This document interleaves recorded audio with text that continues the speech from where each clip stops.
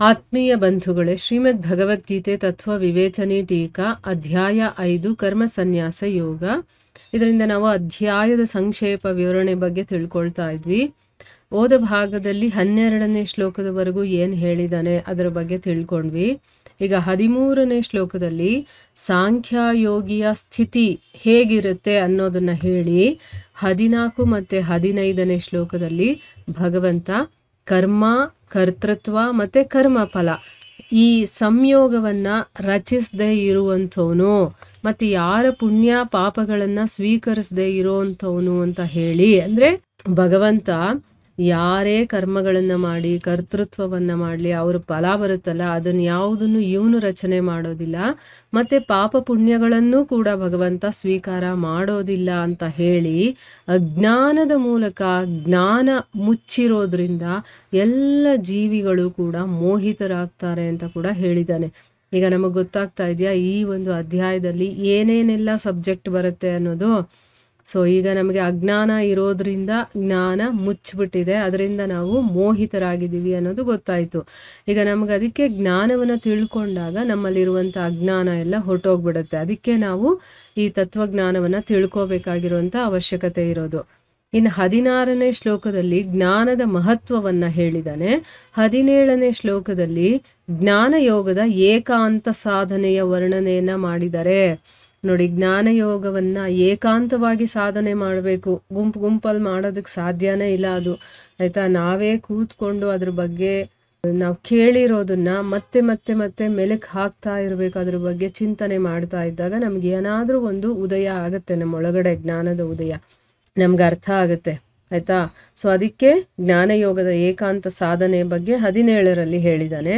ಮತ್ತು 18ರಿಂದ 20ರ ತನಕ ಪರಬ್ರಹ್ಮ ಪರಮಾತ್ಮನಲ್ಲಿ ನಿರಂತರ ಅಭಿನ್ನಾಭಾವದಿಂದ ಸ್ಥಿತರಾಗಿರುವಂತಹ ಮಹಾಪುರುಷರ ಸಮದೃಷ್ಟಿ, ಅಂದರೆ ಈಗ ಭಗವಂತನಲ್ಲೇ ಯಾವಾಗಲೂ ಇರ್ತಾರೆ ನೋಡಿ, ಅವನಲ್ಲೇ ತಮ್ಮ ಮನಸ್ಸನ್ನು ಇಟ್ಕೊಂಡಿರ್ತಾರಲ್ಲ ಅಂಥ ಮಹಾಪುರುಷರು ಹೇಗೆ ಸಮದೃಷ್ಟಿಯನ್ನು ಇಟ್ಕೊಂಡಿರ್ತಾರೆ, ಆಮೇಲೆ ಅವ್ರ ಸ್ಥಿತಿ ಹೇಗಿರುತ್ತೆ ಅದನ್ನೆಲ್ಲ ವರ್ಣನೆ ಮಾಡಿ ಅವರಿಗೆ ಪರಮಗತಿ ಪ್ರಾಪ್ತಿ ಆಗುತ್ತೆ ಅನ್ನೋದನ್ನು ಕೂಡ ಅಲ್ಲಿ ಹೇಳಿದ್ದಾನೆ.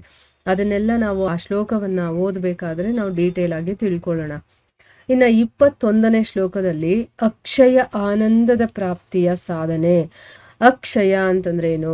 ಕ್ಷಯವೇ ಆಗದೇ ಇರುವಂತಹ ಆನಂದ. ಈಗ ನಮಗೆ ಸಿಗ್ತಾ ಇರೋದು ಆನಂದ ಅಲ್ವೇ ಅಲ್ಲ, ಆದರೂ ಅದನ್ನ ಆನಂದ ಅಂತ ಅಂದ್ಕೊಂಡ್ರು ಅದು ಎಷ್ಟು ಕೆಲವು ಕಾಲ ಮಾತ್ರ ಇರುತ್ತೆ, ನೆಕ್ಸ್ಟು ನಮಗೆ ದುಃಖ ಅನ್ನೋದು ಬಂದೇ ಬರುತ್ತೆ. ಆನಂದ ನಮಗೆ ಕಂಟಿನ್ಯೂಸ್ ಆಗಿ ಇರೋದಿಲ್ಲ.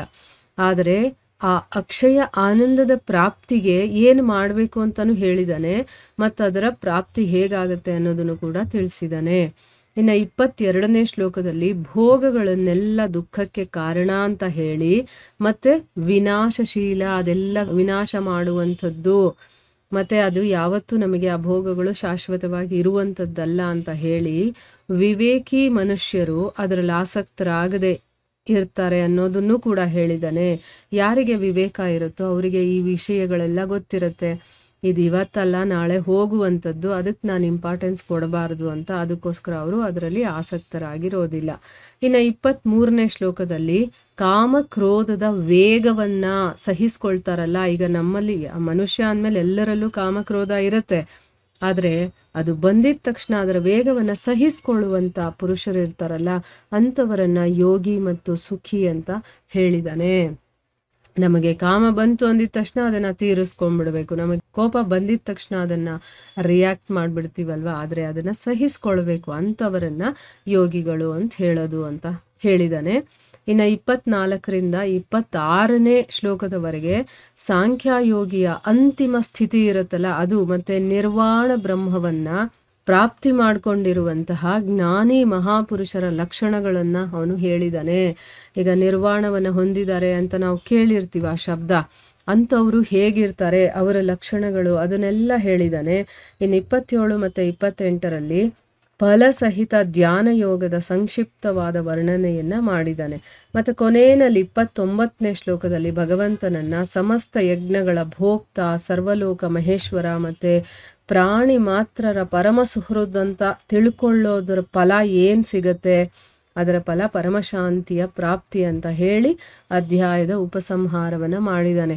ಈಗ ಭಗವಂತನೇ ಎಲ್ಲ ಯಜ್ಞಗಳ ಭೋಕ್ತಾರ, ಈ ಎಲ್ಲ ಲೋಕಗಳಿಗೆ ಮಹೇಶ್ವರ, ಮತ್ತು ಪ್ರಾಣಿ ಮಾತ್ರರು ಅಂದರೆ ನಾವೆಲ್ಲ ಪ್ರಾಣಿಗಳ ಪರಮ ಸುಹೃದ್. ಅವನು ನಮ್ಮ ಒಂದು ಉನ್ನತಿಯನ್ನು ಬಯಸುವಂಥವು, ನಾವೆಲ್ಲ ಚೆನ್ನಾಗಿರಬೇಕು ಅಂತ ಇಷ್ಟಪಡುವಂಥವನು ಅಂತ ಹೇಳಿ, ಅದರ ಫಲ ಈ ರೀತಿಯೆಲ್ಲ ನಾವು ಭಗವಂತನನ್ನು ತಿಳ್ಕೊಳ್ಳೋದ್ರಿಂದ ಅದರ ಫಲ ಏನಪ್ಪ ಅಂತಂದರೆ ಪರಮಶಾಂತಿ ಅನ್ನೋದು ನಮಗೆ ಪ್ರಾಪ್ತಿಯಾಗತ್ತೆ ಅಂತ ಹೇಳಿ ಈ ಒಂದು ಅಧ್ಯಾಯದ ಉಪಸಂಹಾರವನ್ನು ಮಾಡಿದಾನೆ. ಇದು ಈ ಅಧ್ಯಾಯದಲ್ಲಿ ಬರುವಂಥ ಶ್ಲೋಕಗಳಲ್ಲಿ ಏನೇನು ವಿಷಯಗಳು ಬರುತ್ತೆ ಅನ್ನೋದ್ರ ಬಗ್ಗೆ ಒಂದು ಕಂಪ್ಲೀಟು ವಿವರಣೆಯನ್ನು ಕೊಟ್ಟಿದ್ದಾರೆ.